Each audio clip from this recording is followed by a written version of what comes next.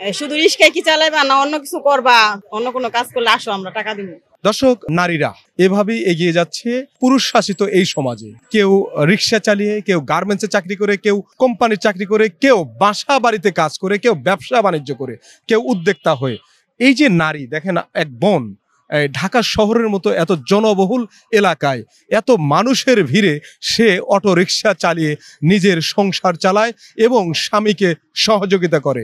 সংসারের লোক আছে, সংসারে তার 2 ছেলে রেখে সে কিন্তু রাস্তায় বের হয়ে রিক্সা চালিয়ে সংসারের জীবিকা নির্বাহ করে। অনেকেই অনেক বাধা আছে, অনেক প্রতিকূলতা আছে। আমরা একটু জানবো এই বোনের কাছ থেকে কি কি বাধা, কি কি প্রতিকূলতা। চলুন জেনে আসি সেই বোনের নিজের মুখেই। আমার 2টা বাচ্চা আছে, তারপর আমার স্বামীর একটু শারীরিক সমস্যা আছে। এই কারণে আমি এই পথটা বেছে নিছি যে অন্য কোনো একটা কাজ করলে, কারখানায় কাজ করলে তো টাকা পয়সা কম পাওয়া যায়। তো এই পথে নামলাম যে যদি টাকা 2-1টা বেশি পাওয়া যায় তাহলে আমার সংসার ঠিক মতো চলবো। এই কারণে এই পথে নামা। কিন্তু অনেক লোক, মহিলা মানুষ কাজ করে দেখে অনেক লোক চিৎকারি মারে। তো আমি এগুলো মনে করি না। আমি মনে করি যে আমার জীবন যুদ্ধে নামছি, আমি কর্ম করে খাইতেছি। বলে কে নানি কিভাবে চালাও, কি ড্রাইভার, কেমন লাগে, এরকম বলে। তো আমি কোনো কথা বলি না, আমি আমার কাজ করি ভাত খাই।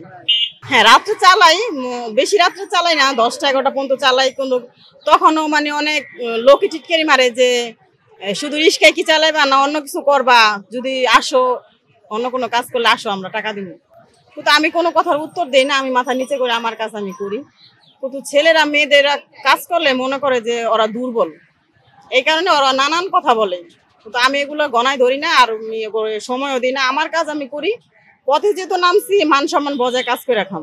আমার 2টা ছেলে আছে, আমার স্বামী আছে, আমার বাবা মা কেউই নেই, আর আমি আছি। আমিও একটা মেয়ে। আমি আরেকটা মেয়েরে বলি যে ঘরে না বসে থাইকা স্বামী স্ত্রী পরিশ্রম করে খাইলেও কোনো মান সম্মান যায় না। পরিশ্রম করাটা হলেও ভালো, মান সম্মান ঠিক রেখে কাজ করে খাওয়া ভালো।